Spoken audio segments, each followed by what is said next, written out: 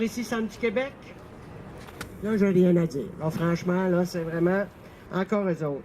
Aussi, la difficulté d'avoir les vrais chiffres. On me disait, l'an dernier, il manquait 3000 électrochocs dans les chiffres que Action Autonomie avait reçus. Parce qu'il y a eu des erreurs. Oui, je sais bien qu'ils ont 65 millions de codes. Il y a des erreurs. Mais je veux le rappeler, ça concerne, c'est une pratique de dernier recours. Et ça touche les droits fondamentaux des personnes. Alors, peut-être que ça mériterait quand même un petit effort pour se forcer pour aller ramasser ça. Malheureusement, il n'y a pas que pour les électrochocs qu'on voit ce problème-là. Il est impossible au Québec de connaître le nombre de mesures d'isolement et de contention. Les hôpitaux ne sont comme pas capables de calculer ça. Alors, voyez, encore une fois, droits fondamentaux, on sent câline de bine, pour ne pas dire autre chose. Hein? On ne parle pas de traitement anodin ici, c'est vraiment des traitements au niveau des droits fondamentaux et ils sont considérés légalement comme des mesures d'exception. Alors, qui va prendre ses responsabilités par rapport à ce ou ces dossiers et dire à un moment donné, bon là, ça va faire, puis qui va obliger les établissements à comptabiliser sérieusement ces pratiques dites exceptionnelles? L'aspect scientifique, on en a parlé aussi un peu.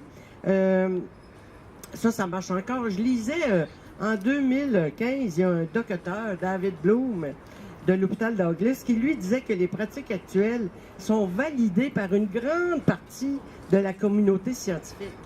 Hein? J'achète. Non, c'est intéressant. Et ils sont appliqués sensiblement de la même façon d'un établissement à l'autre. Par contre, on n'est pas tout seul dans notre guerre, je dirais, parce que c'est vraiment une guerre de tranchées, à mon avis. Il y a le rapporteur spécial de l'ONU sur le droit qu'a toute personne de jouir du meilleur état de santé physique et mental possible, M. Denius Piuras, qui est, soit dit en passant, il est pédopsychiatre de son état. Il a fait un rapport en mars 2017. Et lui, ce qu'il dit, l'utilisation des preuves scientifiques à l'appui des interventions de santé mentale a toujours posé un problème. Cette situation perdure, alors que les preuves scientifiques censées prouver l'efficacité de certains médicaments psychotropes et autres interventions psychiatriques, biomédicales, sont de plus en plus contestées du point de vue tant scientifique qu'expérimental.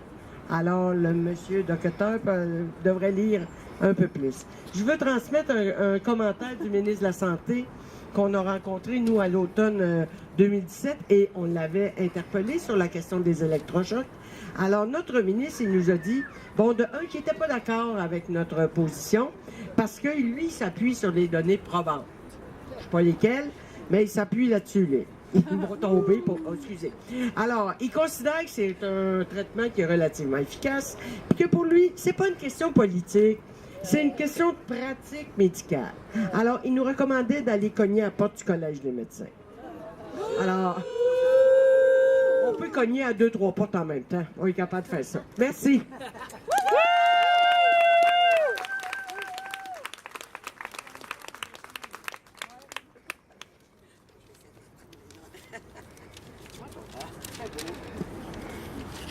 Alors bonjour à vous tous et à vous toutes. Moi je voudrais commencer en fait par remercier les personnes utilisatrices.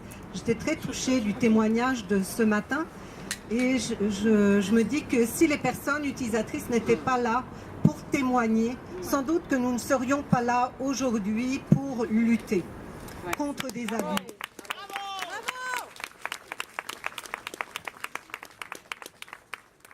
L'autre chose, en fait, quand on a décidé en équipe du fait que c'était moi qui allais venir ce matin vous parler, je me suis demandé par quel biais est-ce que j'allais prendre la chose.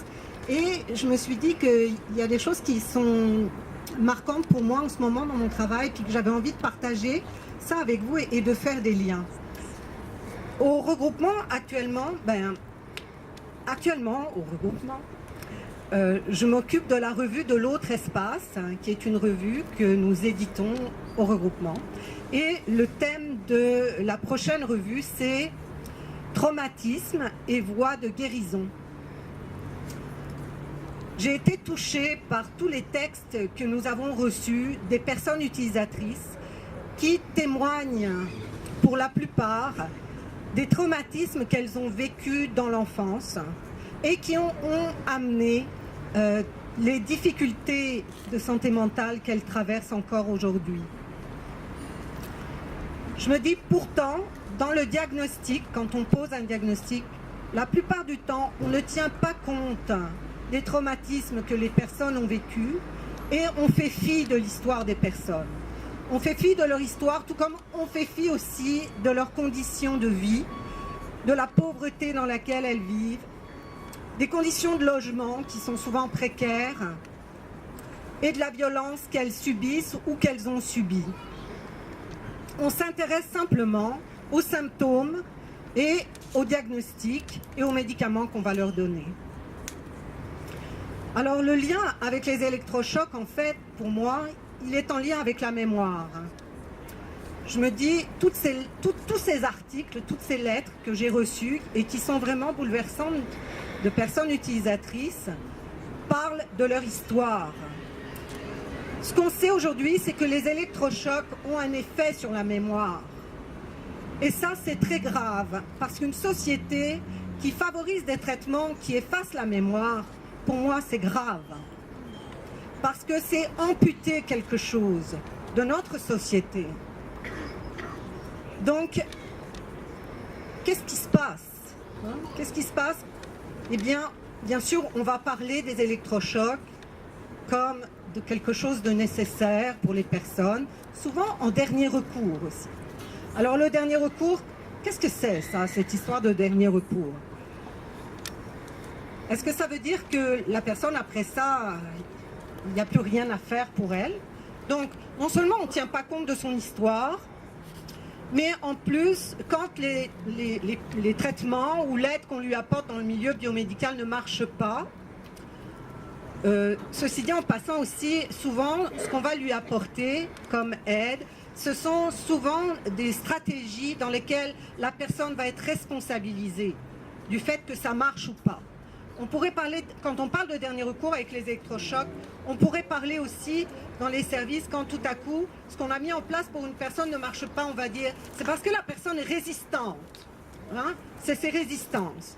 Dans tous les cas de figure, en tout cas, c'est à cause de la personne. Donc non seulement elle a vécu une histoire dans laquelle elle a vécu des traumatismes, mais en plus, on la responsabilise et on la culpabilise quand les traitements ou quand les services qui sont mis à disposition ne fonctionnent pas.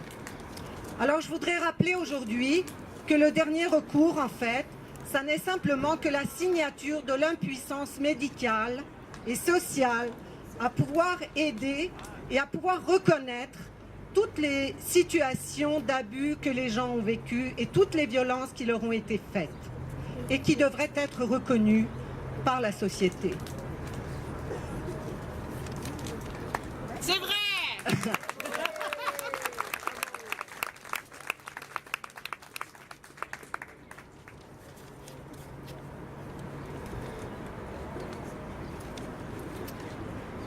Pour finir avec le dernier recours, je voudrais rappeler qu'il existe dans le mouvement alternatif, nous, dans la philosophie alternative, nous nous positionnons et nous luttons pour qu'il y ait le plus possible d'alternatives qui soient offertes aux personnes en santé mentale. Souvent, ça n'est pas fait. On ne donne pas aux personnes la possibilité d'aller dans un mouvement alternatif ou de questionner ce qui est proposé.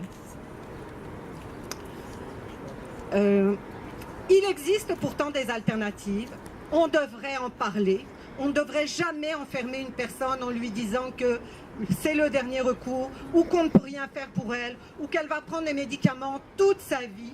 Ça, c'est inacceptable.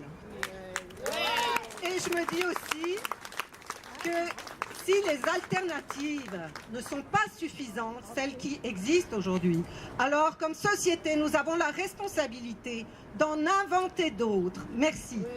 Oui,